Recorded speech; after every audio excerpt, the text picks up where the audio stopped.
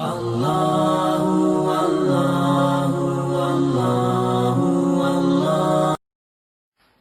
سجدہ مکی ہے، ہجرت سے پہلے اس کا نزول ہوا۔ قرآن پاک کی ترتیب کے اعتبار سے اس کا نمبر 32 ہے، نزول کے اعتبار سے اس کا نمبر 75 ہے۔ اس میں 30 آیتیں اور 3 رکوع ہیں۔ اسے سجدہ اس لیے بھی کہتے ہیں کہ اس میں آیت سجدہ ہے جس پر سجدہ کیا جاتا ہے۔ اب یہاں پر ایک سوال پیدا ہوتا ہے کہ یوں تو کئی صورتوں میں آیت سجدہ ہے، لیکن ان کا نام تو سورہ سجدہ نہیں ہے، لیکن اس صورت میں آیت سجدہ ہے اور اس کا نام سجدہ ہے، ایسا کیوں ہے؟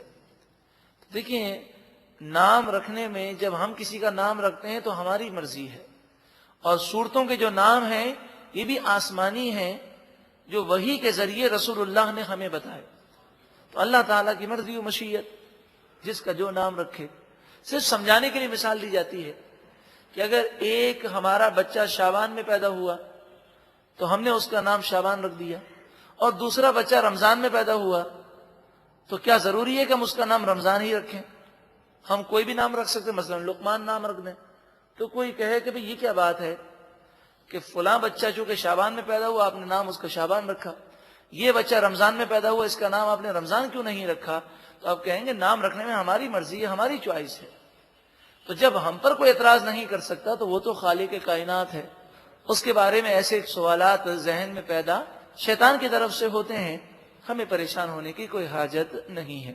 یہاں پر یہ عرض کر دوں کہ ایمان کی حفاظت کا جو بیان ہوا، بعض لوگ الحمدللہ ایمان کی فکر رکھتے ہیں، لیکن کبھی کبھی شیطان انہیں پریشان کرتا ہے، غلط خیالات آتے ہیں، وسوسے آتے ہیں۔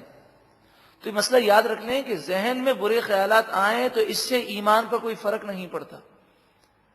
اگر اللہ کے بارے میں یا فرشتوں کے بارے میں اس طرح کے وسوسے آئیں، اگر انسان ان چیزوں کو برا سمجھے اور اس سے نفرت کرے اور اس سے پریشان ہو جائے تو یہ ایمان کی دلیل ہے، اس سے ایمان پر کوئی فرق نہیں آتا۔ نبی اکرم صلی اللہ علیہ وآلہ وسلم کی خدمت میں بعض مسلمان حاضر ہوئے، رو رہے تھے، عرض گزار ہوئے، یا رسول اللہ صلی اللہ علیہ وسلم، ہمیں ایسے وسوسے بسا اوقات آتے ہیں کہ زبان پر لانے سے بہتر ہم مرنا سمجھتے ہیں۔ یعنی ایسی نفرت ہے ان وسوسوں سے کہ ہم یہ زبان پر ذکر کریں کہ کیسے خیالات آتے ہیں، اس سے بہتر ہم مر جانا پسند کرتے ہیں۔ تو آپ نے فرمایا تمہیں واقعی ایسی نفرت ہے؟ انہوں نے کہا ہاں۔ تو آپ نے فرمایا یہ تمہارے ایمان کی دلیل ہے، اس سے تمہارے ایمان پر کوئی فرق نہیں آتا۔ ہاں، وسوسوں کے بارے میں یہ سوچنا چاہیے یہ وسوسے پیدا کیوں ہوتے ہیں، تو ایسی بری سوسائٹی سے بچنا چاہیے، مگر ان وسوسوں سے ایمان پر کوئی اثر پیدا نہیں ہوگا، کوئی برا اثر نہیں ہے، انسان پریشان ہو۔ اور بعض لوگ وسوسوں کا شکار ہو کر نعوذ باللہ من ذالک نمازوں کو چھوڑ دیتے ہیں، قرآن پڑھنا چھوڑ دیتے ہیں، یہ شیطان کا وار ہے۔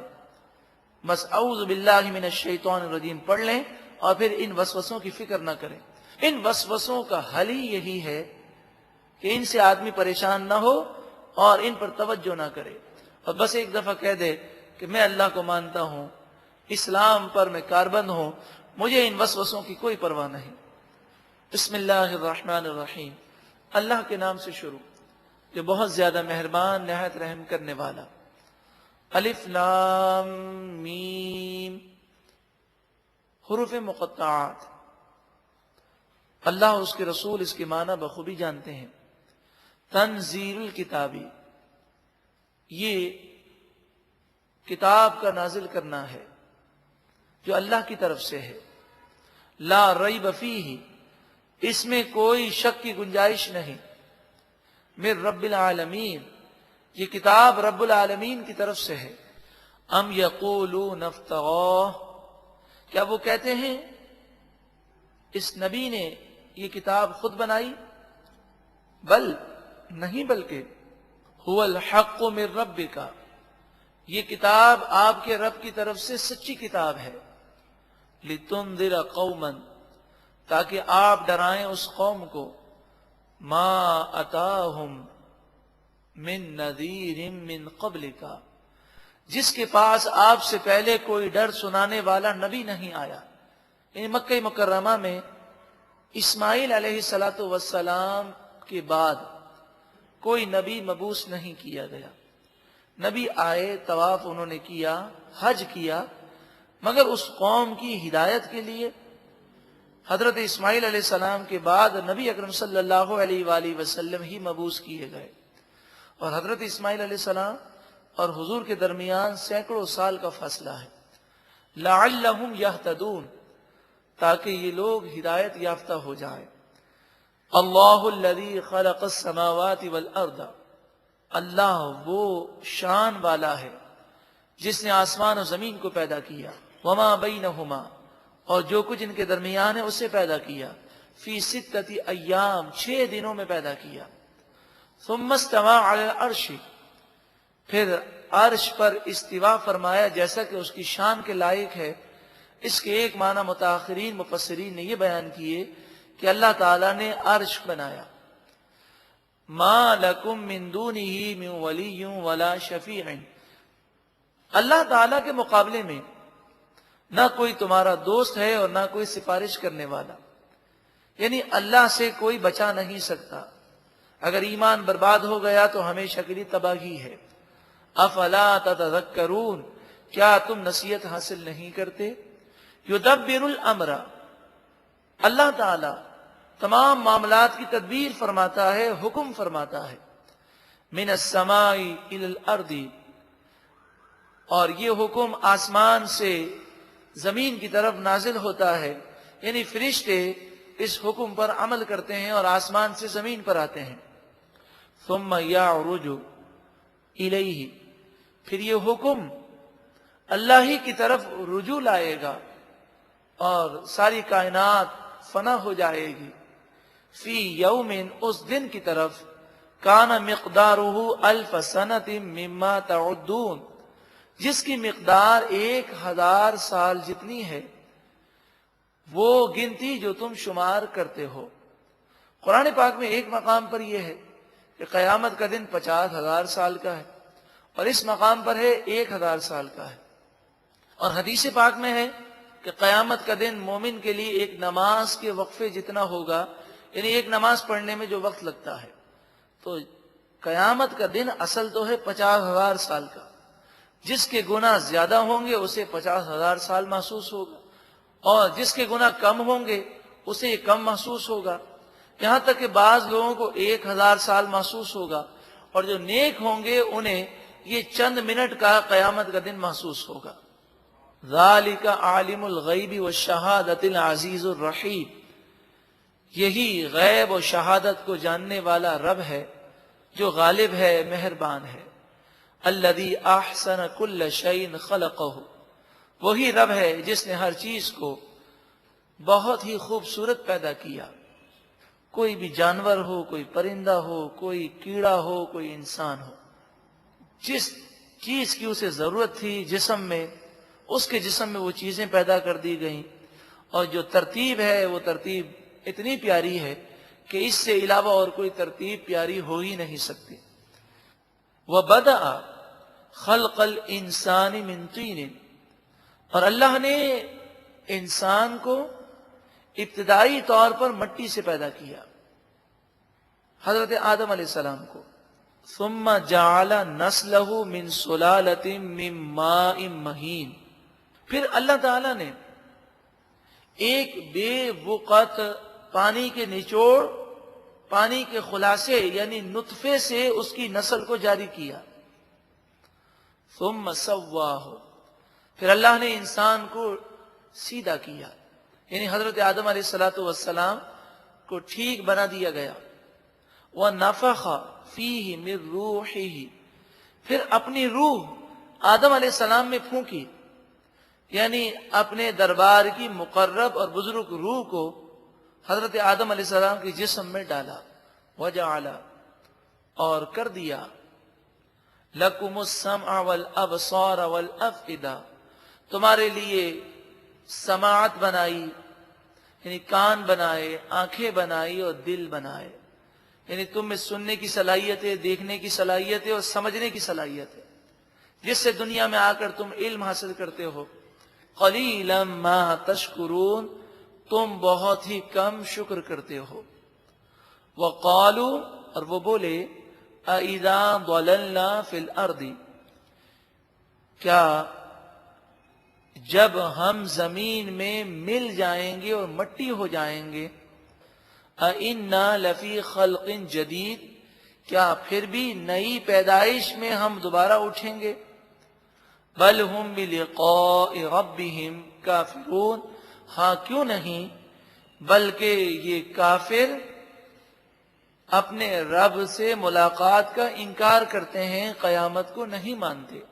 قل اے محبوب آپ فرمائیے یتوفاکم ملک الموت الذی وکل بکم تمہیں ملک الموت موت دیں گے جو تم پر مقرر کیے گئے ہیں. ثم الی ربکم ترجعون پھر تم اپنے رب کی طرف لوٹائے جاؤ گے. ملک الموت کا روح قبض کرنا حقیقتاً سبب ہے. قرآن مجید فرقان حمید میں بعض مقامات پر یہ ہے کہ اللہ موت دیتا ہے اور اس مقام پر یہ ہے کہ ملک الموت موت دیتے ہیں. تو یہ کوئی شرک نہیں ہے. اگر شرک ہوتا تو قرآن اس کی تعلیم نہ دیتا. یہ برابری بھی نہیں ہے. ایک جگہ پر ہے ملک الموت موت دیتے ہیں، ایک جگہ پر ہے اللہ تعالیٰ موت دیتا ہے. تو مراد اصل میں یہ ہے حقیقی موت دینے والا صرف اور صرف اللہ تعالیٰ ہے. ملک الموت روح قبض کرتے ہیں، موت دیتے ہیں باذن اللہ. یہ طاقت یہ قدرت اللہ نے اپنے اذن سے انہیں عطا فرمائی ہے. تو یہ عطائی ہے. تو ذاتی اور عطائی میں کوئی برابری نہیں ہے. پھر عرض کروں کہ اس کی حقیقت سمجھنے کے لیے شرک کی حقیقت نامی کیسٹ کو ضرور سماعت کریں.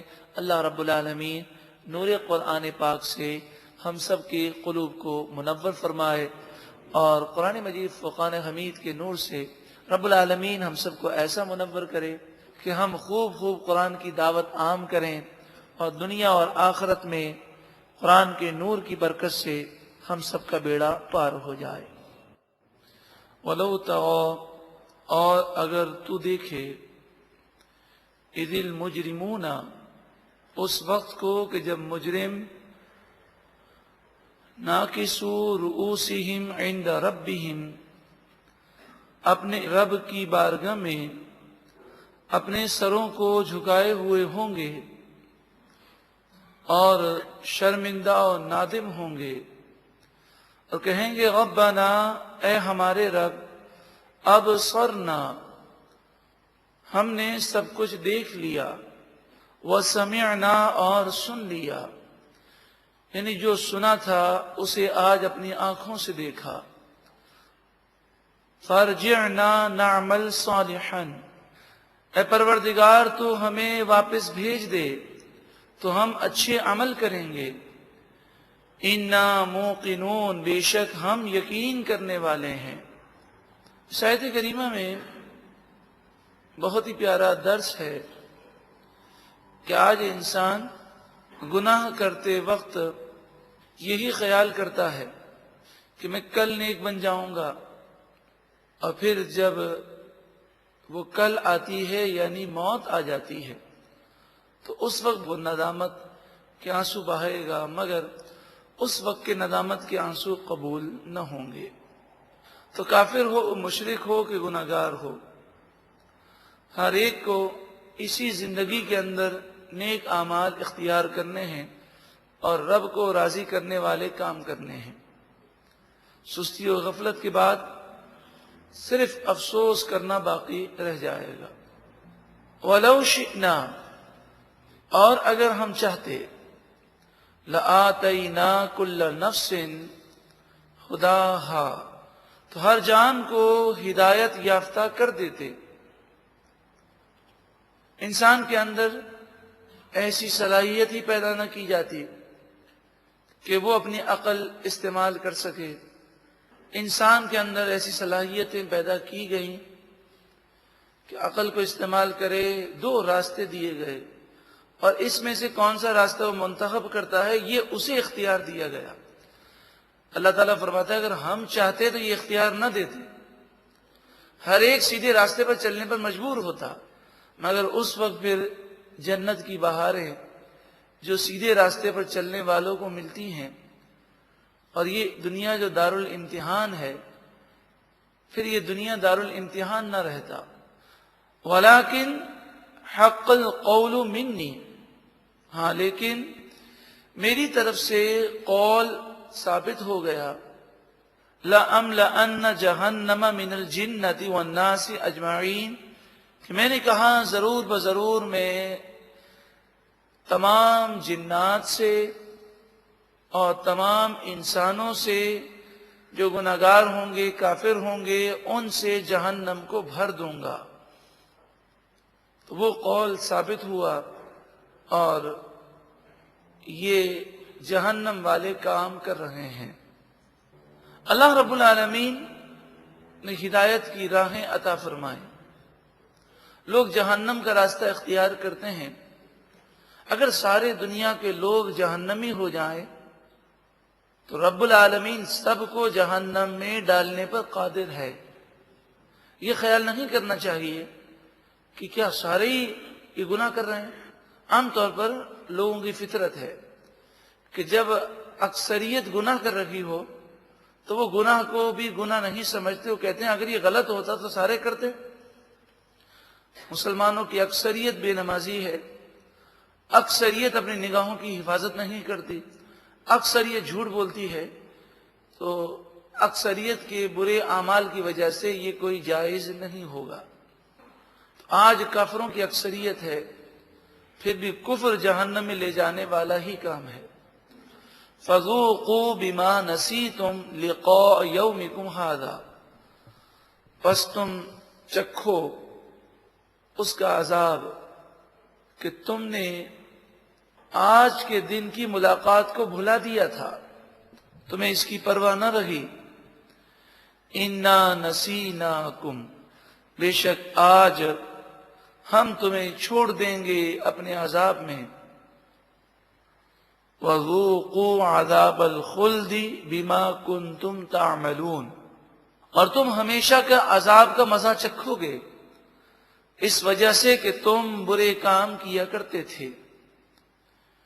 ایمان پر تمہارا خاتمہ نہ ہوا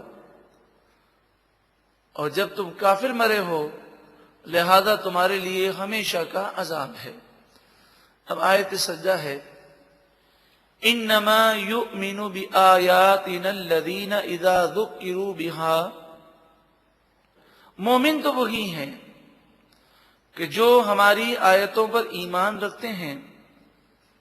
یہ وہ لوگ ہیں کہ جب ہماری آیتیں ان کے سامنے ذکر کی جاتی ہیں، خروا سجدا، تو وہ سجدہ کرتے ہوئے گر پڑتے ہیں۔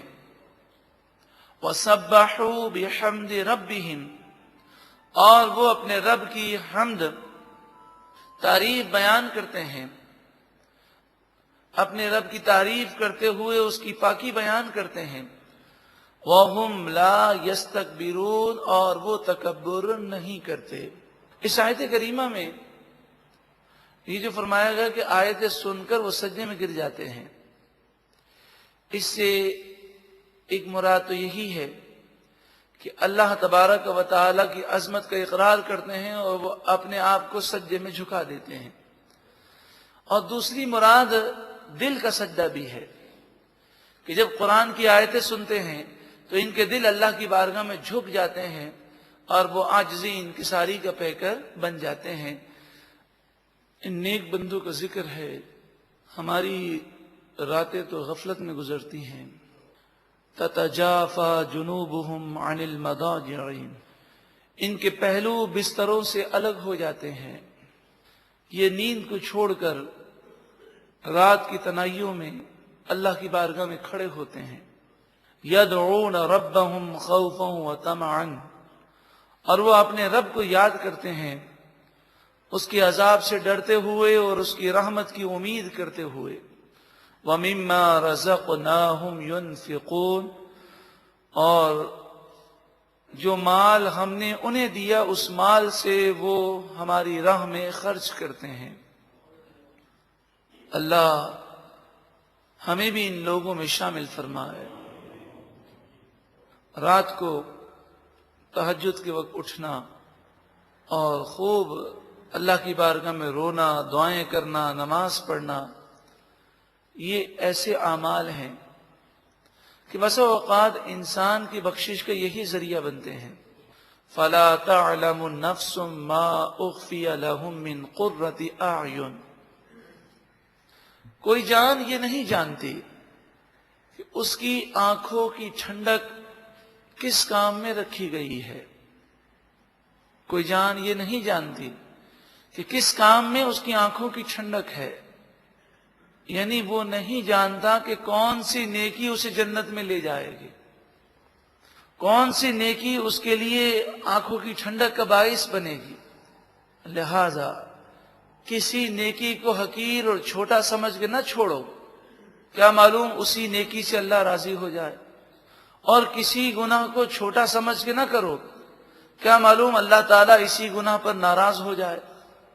جزاء بما كانوا يعملون، جو وہ کام کیا کرتے تھے یہ اس کا بدلہ ہے، یعنی جنت میں انہیں وہ نعمتیں دی جائیں گی جس سے ان کی آنکھیں ٹھنڈی ہو جائیں گی۔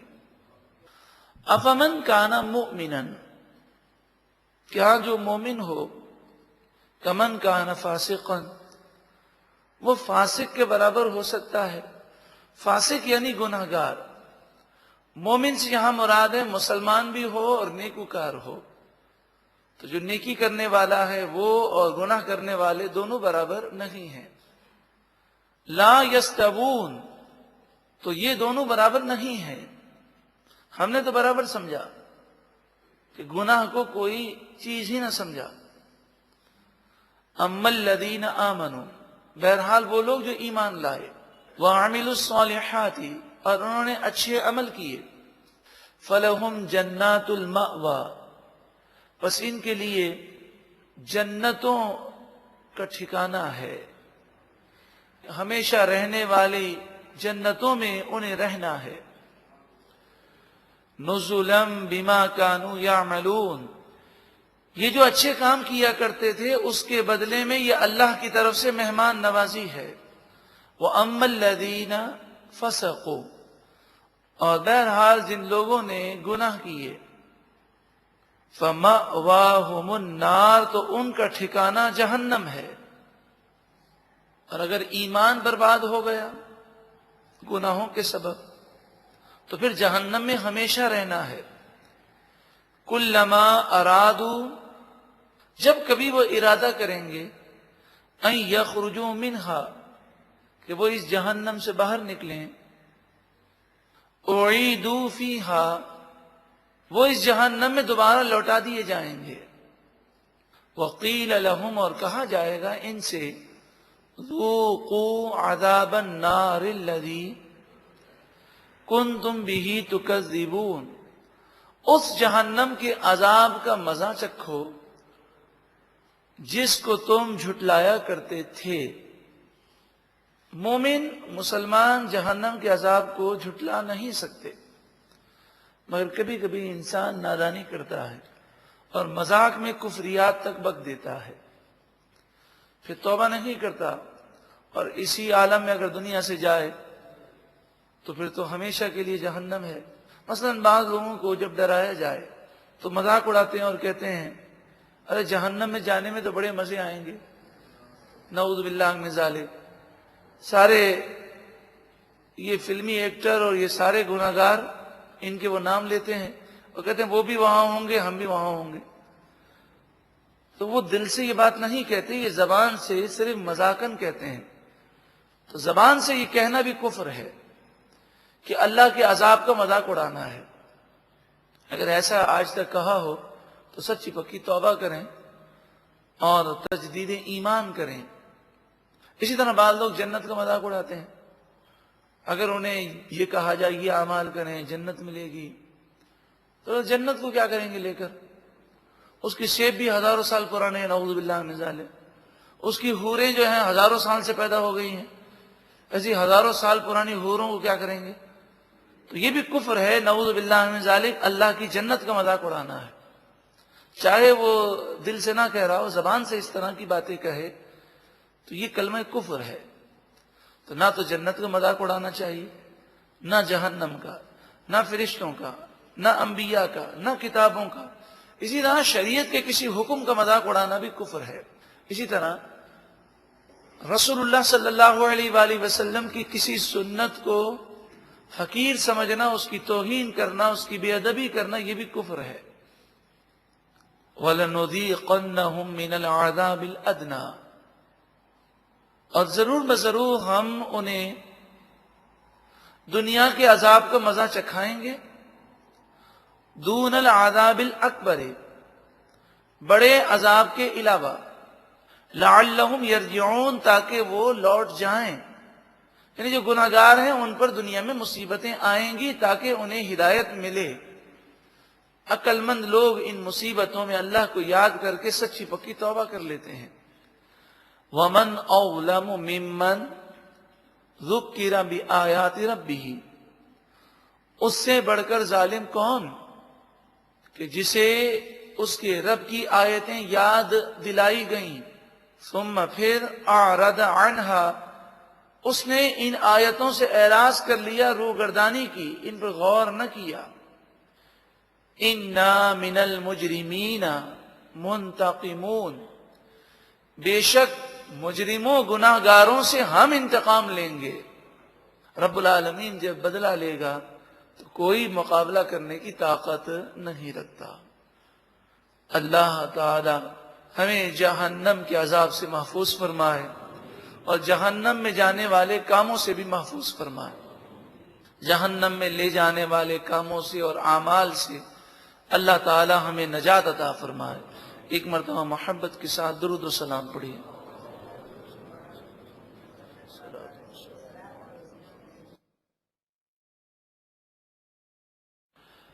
سورہ سجدہ کی آیت نمبر 23 وَلَقَدْ آتَيْنَا مُوسَى الْكِتَابَ، اور بے شک ہم نے موسیٰ علیہ السلام کو کتاب عطا فرمائی. فَلَا تَكُنْ فِي مِرْيَةٍ مِّن لِقَائِهِ، تو تم اس کے ملنے میں شک نہ کرو. یعنی حضرت موسیٰ علیہ السلام کو کتاب کے ملنے میں شک نہ کرو. وَجَعَلْنَاهُ هُدًى لِبَنِي إِسْرَائِيلَ، اور ہم نے اس کتاب کو بنی اسرائیل کے لیے ہدایت بنایا. وَجَعَلْنَا مِنْهُمْ آئِمَّةً، اور ہم نے بنی اسرائیل میں سے ایسے پیشوا بنائے. یَہْدُونَ بِأَمْرِنَا، وہ ہمارے حکم کے مطابق لوگوں کو ہدایت دیتے. لَمَّا صَبَرُوا، جب انہوں نے صبر کیا اور لوگوں کو وہ نیکی کی دعوت دیتے رہے. بنی اسرائیل میں ایسے نیک لوگ تھے. وَكَانُوا بِآيَاتِنَا يُوقِنُونَ، اور وہ ہماری آیتوں پر یقین رکھتے تھے. إِنَّ رَبَّكَ هُوَ يَفْصِلُ بَيْنَهُمْ يَوْمَ الْقِيَامَةِ فِي مَا كَانُوا فِيهِ يَخْتَلِفُونَ، بے شک آپ کا رب ان کے درمیان قیامت کے دن فیصلہ فرما دے گا ان تمام باتوں کے بارے میں جس میں وہ اختلاف کیا کرتے تھے. اولم یہد لہم، کیا انہیں ہدایت نصیب نہ ہوئی؟ کم اہلکنا من قبلہم من القرون، کیا اس بات سے بھی انہوں نے سبق حاصل نہ کیا کہ ہم نے ان سے پہلے بہت سے لوگوں کو ہلاک کر دیا. یمشون فی مساکنہم، اب یہ لوگ ان ہلاک شدہ لوگوں کے گھروں میں چلتے ہیں. کسی کا انتقال ہو گیا اب ہم اس کے گھر تو جاتے ہیں، اس کا گھر موجود ہے لیکن اس گھر کا مالک اس دنیا سے چلا گیا ہے. اور بعض تو ایسی بستیاں ہیں جن پر اللہ کا عذاب آیا اور وہاں کے رہنے والے ہلاک ہو گئے. آج بھی ان کے خنرات اور ان کے آثار موجود ہیں. ان فی ذالک لآیات، بے شک ان تمام باتوں میں ضرور نشانیاں ہیں. افلا یسمعون، کیا وہ سنتے ہیں، غور کرتے ہیں، ان باتوں سے ہدایت یافتہ ہوتے ہیں. اولم یرو، کیا انہوں نے نہ دیکھا، اس بات پر غور نہ کیا اللہ کی رحمت کو انہوں نے خیال نہ کیا انا نسوق الماء الى الارض الجرز، بے شک ہم پانی کو چلاتے ہیں، لے جاتے ہیں خشک زمین کی طرف، بادل چلتے ہیں اور خشک زمین پر بارش برستی ہے، فنخرج به زرعا، پھر ہم اس پانی کے ذریعے کھیتی کو نکالتے ہیں، تأکل منہ انعامہم وانفسہم، اس کھیتی سے جانور بھی کھاتے ہیں اور وہ انسان خود بھی کھاتے ہیں، افلا یبصرون، تو کیا انہیں سوجھتا نہیں ہے، کیا وہ دیکھتے نہیں ہیں، اور اللہ کی قدرت، اللہ تعالیٰ کی عظمت اپنے دل میں جاگزی کر کے وہ اللہ کی بارگاہ میں جھکتے کیوں نہیں؟ وَيَقُولُونَ، اور وہ کہتے ہیں مَتَى هَذَا الْفَتْحُ إِن كُنتُمْ صَادِقِينَ، اگر تم سچے ہو تو یہ فیصلہ کب ہوگا، قیامت کب آئے گی؟ قل، اے محبوب آپ فرمائیے، یوم الفتح لا ينفع الذین کفروا ایمانہم، فیصلے کے دن کافروں کو ان کا ایمان نفع نہ دے گا، یعنی جب قیامت آئے گی یا موت آئے گی اس وقت ایمان اگر لائیں گے تو ایمان لانے کا کوئی فائدہ نہ ہوگا۔ مراد یہ ہے، یہ کہتے ہیں کہ ہمیں یقین اس وقت آئے گا جو آپ کہہ رہے ہیں اسے ہم اپنی آنکھوں سے دیکھ لیں، تو جس عذاب کا وعدہ کیا جا رہا ہے وہ عذاب یہ دیکھ لیں گے، پھر انہیں یقین آ جائے گا، پھر اس یقین کا کیا فائدہ ہوگا؟ کیونکہ عذاب دیکھنے کے بعد، موت یا قیامت دیکھنے کے بعد پھر تو توبہ قبول نہیں ہوگی، تو اس لیے ان کے اس مطالبے کا کوئی حاصل نہیں ہے۔ وَلَا هُمْ يُنظَرُونَ، اور انہیں مہلت نہ دی جائے گی۔ فَأَعْرِضْ عَنْهُمْ، پس اے محبوب آپ ان سے اعراض کریں۔ وہی نظریہ ہے جو ہم پہلے بھی اس نظریے کو بیان کر چکے کہ ہر سوال کا جواب دینا، خصوصاً فضول سوالات کے جوابات دینا اور اس میں بحث میں الجھ کر اپنے وقت کو صرف کرنا، یہ ہمارے لیے مناسب نہیں ہے۔ کفار فضول قسم کے سوالات میں الجھا کر ہمیں اپنے اصل مقصد سے ہٹانا چاہتے ہیں۔ فَأَعْرِضْ عَنْهُمْ، پس محبوب آپ ان سے اعراض کیے رہیں اور ان کی باتوں کے جوابات دینے کی آپ کوشش نہ فرمائیں، ہماری تعلیم کے لیے ارشاد فرمایا گیا۔ وَانْتَظِرْ إِنَّهُمْ مُنْتَظِرُونَ، وَانْتَظِرْ، اے محبوب آپ انتظار کیجئے، إِنَّهُمْ مُنْتَظِرُونَ، بے شک وہ بھی انتظار کر رہے ہیں۔ لوگ یہی کہتے ہیں نا کہ آپ دکھائیے قیامت کب آئے گی، ہمیں یقین اس وقت آئے گا جو آپ کہہ رہے ہیں وہ نظر آ جائے، تو یہ عذاب کا انتظار کر رہے ہیں، تو آپ بھی انتظار کیجئے، جب عذاب آئے گا اس وقت ان کا جو حشر ہوگا وہ دنیا دیکھے گی، یہ ذلیل و رسوا ہوں گے۔ عقل مند، دانا اور سمجھدار عذاب کا انتظار نہیں کرتا۔ جب ہم یہ بات کہتے ہیں اور سنتے ہیں کہ گناہ کرنے سے مصیبتیں آتی ہیں، گناہ کرنا یہ پریشانی کا باعث ہے، اب کوئی شخص گناہ کر رہا ہے وہ اس کا انتظار نہ کرے کہ جب میں مصیبت میں پھنس جاؤں گا تو گناہ سے توبہ کروں گا، بلکہ عذاب کے آنے سے پہلے ہی وہ سچی پکی توبہ کر لے، کہ بسا اوقات گناہوں کی نحوست سے ایسی مشکل میں انسان پھنس جاتا